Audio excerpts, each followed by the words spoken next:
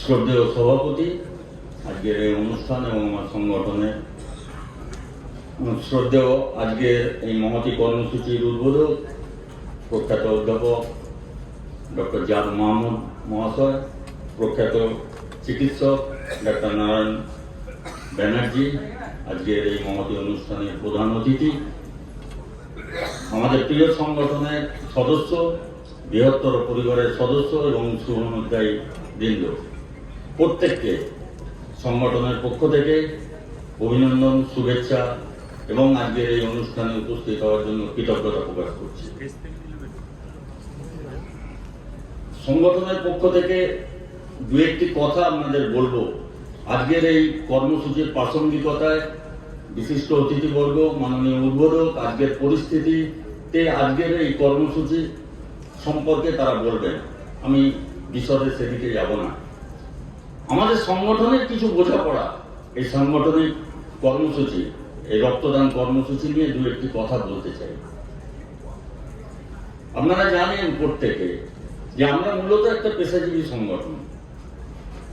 প্রাণী সম্পদ বিকাশের স্বার্থে, পেশার স্বার্থে, পেশাজীবীদের স্বার্থে, সর্বোপরি গ্রামীণ প্রান্তিক মানুষের উন্নয়নের স্বার্থে, আর্থসামাজিক উন্নয়নের স্বার্থে আমরা কাজ করে থাকি, লড়াই সংগ্রাম চালিয়ে যাই।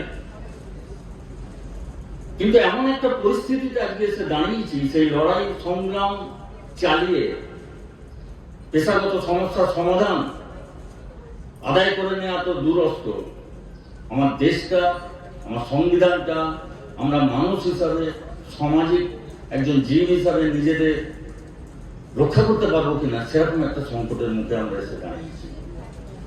সেই প্রাসঙ্গিকতা অনেক আলোচনা হবে, আমরা শুনবো, সমৃদ্ধ হব।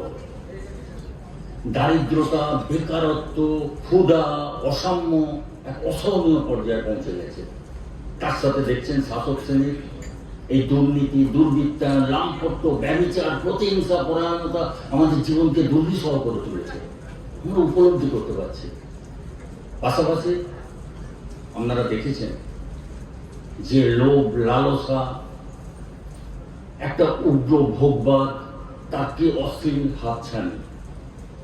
আবার অপরদিকে আপনি দেখুন যে সামাজিক জীব হিসাবে, মানুষ হিসাবে আমরা পরিচয়, আমি ভেটেরিনারিয়ান, কি আমি একজন শ্রমিক, কি রিক্সা চালাই, আমার এই পরিচয়কে এমন একটা পরিস্থিতির আবহে তৈরি করে দেওয়া হয়েছে, আপনার পরিচয় হয় ক্রেতা না উপভোক্তা, আপনার পরিচয় হয় হিন্দু না মুসলিম, আপনার ফ্রিজে গরুর মাংস আছে না শুকরের মাংস আছে, আপনি নিরামিষাশী না আমিষভোজী, আপনাকে এইটা ভাবতে বাধ্য করছে, এমন একটা পরিবেশ তৈরি করা হয়েছে।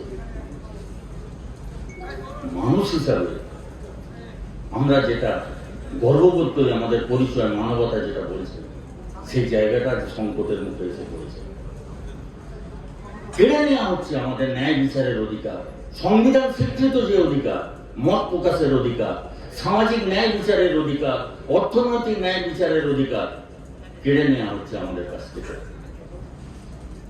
আজকে মহান দায়িত্ব, আমার পেশাকে রক্ষা করা যেমন, তার উপরে আরেকটু মহৎ দায়িত্ব এসে গেছে ভারতীয় নাগরিক হিসাবে আমাদের কাঁধে, আমার সংবিধানকে রক্ষা করা। শেষে আমি শুধু একটি কথা বলবো, সাম্প্রতিক অতীতে এই পহেলগাঁয়ে ইসলামিক সন্ত্রাসবাদীদের হাতে বেছে বেছে হিন্দু ধর্মাবলম্বী যে মানুষদের খুন করা হয়েছে, বর্বরচিত ভাবে নারকীয় যে ঘটনা ঘটানো হয়েছে, তার তীব্র ধিক্কার জানাচ্ছি আমরা সংগঠন থেকে, এবং সেই মৃত ব্যক্তিদের পরিবারের প্রতি সমবেদনা জ্ঞাপন করছি। একই সাথে এটাও আমরা দাবি করছি যে পৃথিবীর যে প্রান্তেই হোক, যে দেশের অভ্যন্তরেই হোক, যে ধর্মেরই হোক, যে জাতেরই হোক, যে কোনো সন্ত্রাসবাদ, আতঙ্কবাদের বিরুদ্ধে আমরা সংগঠন লড়াই চালাচ্ছে, চালাবে, তারই একটা অংশ হিসাবে আমরা এই রক্তদান। বলছিলেন আমাদের স্বাগত ভাষণ দেওয়ার সময়, আমরা সবাই জানি এই সন্ত্রাসবাদ প্রত্যেকের সৃষ্টি, বিভ্রান্ত করা হচ্ছে। সন্ত্রাসবাদের মূলকে যদি আমরা উপড়াতে না পারি, কটা সন্ত্রাসবাদীকে শুধু চিহ্নিত করে নিকেশ করলে হবে না, সন্ত্রাসবাদের জন্মদাতা, তাকে মূল, তাকে রূট থেকে ছিঁড়ে ফেলতে হবে। একটা সন্ত্রাসবাদের বিকল্প আর একটা সন্ত্রাসবাদ কখনো হতে পারে না। সেই জন্য আমরা পাহেলগাঁয়েরও নিন্দা করি, আমরা মালেগাঁয়েরও নিন্দা করছি। আমরা ওই হিন্দু ধর্মাবলম্বী নাম ধরে ধরে, ধর্ম ধরে ধরে যে হত্যা করা হয়েছে তারও নিন্দা করছি। আমরা ওই জুনেই নাম ধরে ধরে তাকে খুন করা হয়েছে তারও সমানভাবে নিন্দা করছি। আমরা যে কোনো বিচ্ছিন্নতাবাদী, আতঙ্কবাদী, সন্ত্রাসবাদী বিরুদ্ধে।